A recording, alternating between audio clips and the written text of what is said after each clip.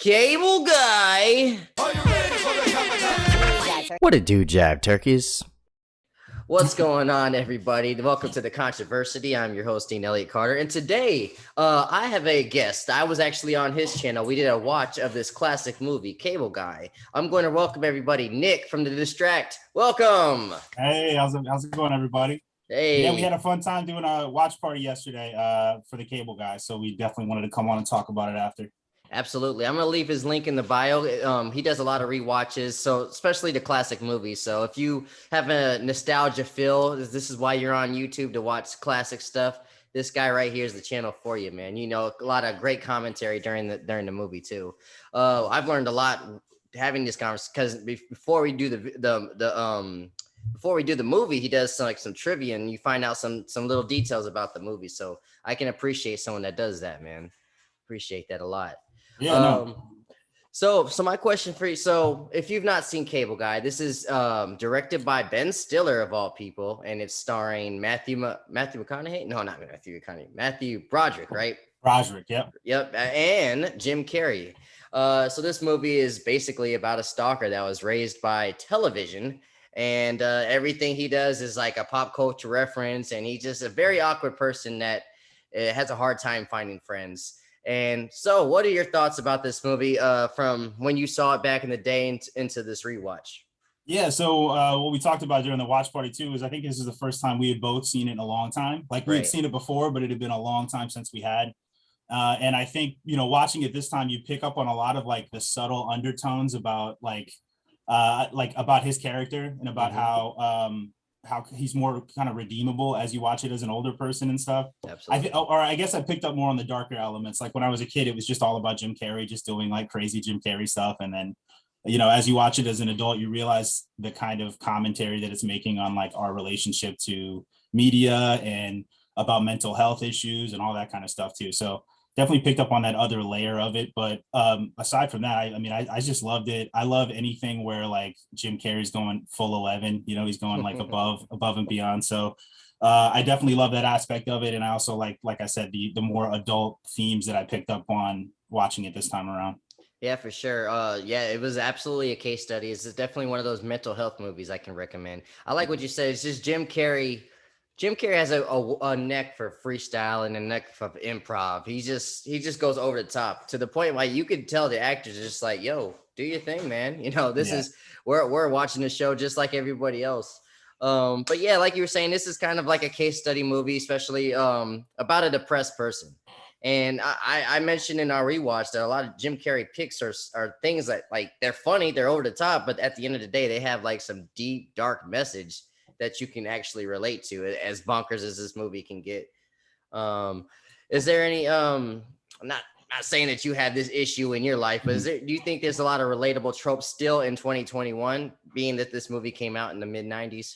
Yeah, I think that's what's surprising about it is how kind of how it still fits in today. Like, you know, they're talking about TV, but that can easily switch over to phones and websites and all that kind of stuff that we consume on a daily basis. And it was really kind of talking about that relationship and people's kind of obsessive relationship to media. And that was kind of like embodied in the Jim Carrey character. I forget the character's name in that. I know Stanley, but I forget the Cable Guy's actually name. Yeah, I guess he just, I guess he goes. I don't remember. Stanley was Matthew Broderick, but okay, yeah. I guess he just went by. He changed his name a lot, so. You know, because it was no, you're right. Pop culture references. Yeah, and that's something. Go ahead. I was going to say that's something that we noticed too, was the kind of the homage to like all the old 50s TV shows and stuff too, while they were doing that, which is something I would have never picked up on when I was a kid watching it. But as an adult, realizing the music cues and the different names he uses were all this kind of love letter to 50s TV, which was kind of cool too. Absolutely. Yeah. From that kid's lens, we just see Ace Ventura or The Mask just wilding out. But this was a grown adult that you see these people all the time. Let's talk about Ben Stiller's directing. Like, this wasn't his last movie he ever did. I don't know. Was this his first movie that he directed? I'm not 100% sure if it was his first, but he's done similar kind of style movies before, with this, but I'm not sure if this was the first one. I think it was an early one because I think I had read something about how this was a big risk for him. So this movie was a big risk for him as a director. It's mind blowing how much, you know, a lot of these mid 90s movies, they get corny sometimes, especially with those the music doesn't hold up, or like some of the references don't hold up. But surprisingly, as we said, this is something that's still relatable to this day. But even his film style is just it's on par. Yeah, his stuff, and we talked about it too in the stream too. His stuff is pretty underrated. Like you know, we went over some of his other filmography, and I find his direction like really interesting all the time. Right. Like he always takes he doesn't take the easy way out on scenes. He'll do like some kind of crazy dream sequence, like with the peephole and that whole sequence and scene in the movie. But his direction is always well paced. Like I didn't feel like there was like a slow part in the movie. And that kind of goes for his other movies as well. But also, like I said, he makes really interesting choices and like these set pieces and dream sequences and all this kind of stuff. So, and the whole subplot with him as a killer and stuff like that. Yeah, no, that was dope. I liked it when we actually started to watch too. You basically made the point like, oh, this movie just starts and it just keeps going. Like the cable guy, like the famous cable guy line. It's like literally in the first 5 minutes. I mean, that relationship starts. You don't even get to know these characters a little bit. You're just like, oh, we're back. We're in this world. We see this crazy guy stepping in. That's really all we need. We don't really need to know everybody too personally. Yeah. It's a very relatable scenario of like, oh, this is a person that he's kind of the person we want to distance ourselves from. But what do you do when you're in a tough situation where you can't get out of? So right. I wanted to highlight the best scene of this movie, though, of course, was the ending when he kind of like kidnapped his girlfriend and he comes to save her. And these police are about to get him. And he's just basically having come into Jesus moment where like, yo, I'm awkward. My mother had the TV raised me. And I just, this is me getting crazy lonely. I don't know how to handle things to the point like cops are ready to arrest me for stalking. I know I have a problem and stuff like that. Tell me, what did you think about that? Very deep and dramatic, right? It was like a tragic ending, you know, like it was like this slapstick kind of funny movie and there were darker undertones. I had spoken with, someone else that had watched the stream with us afterward, and they talked about how, because you had made the point that Chris Farley was originally cast for this role, and we had said, it's weird because Chris Farley, we don't think he could have pulled off that kind of like darkness to it at the end and that thing. So, yeah. But we were also talking about other people that could do that. Like I thought Nicolas Cage would have been cool with that, but it also would have made it a little darker tone, you know? So I guess the point I'm making is like Jim Carrey was so perfectly suited to pull that cartoony aspect off and then also have the acting chops at the end to make you feel for the character and feel like it's a tragic, ending and stuff. And it also served as a really cool career bridge for him where like before that, he was only doing like Ace Ventura and Dumb and Dumber and those kind of roles.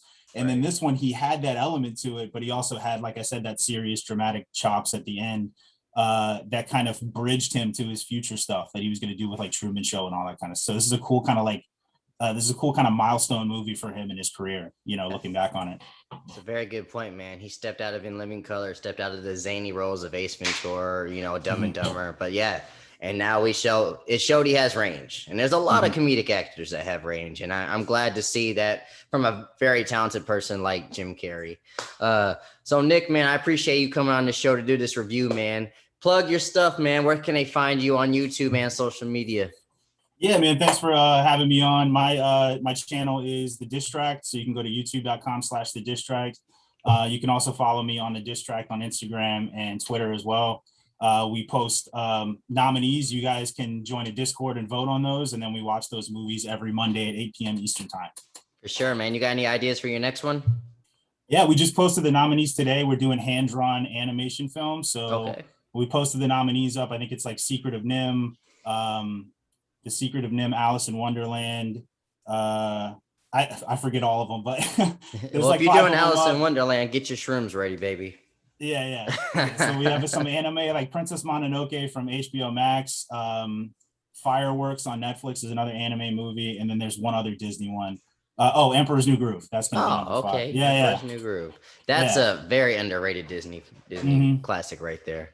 Yeah. All right, man. Well, thank you guys. And if you've not subscribed to the channel, please give me a subscribe. Give me a thumbs up. Help keep a brother off the streets. Much love, peace, and chicken grease. Peace. Help keep your brother out the streets. Subscribe to my dad's YouTube channel. Love, peace, and chicken grease.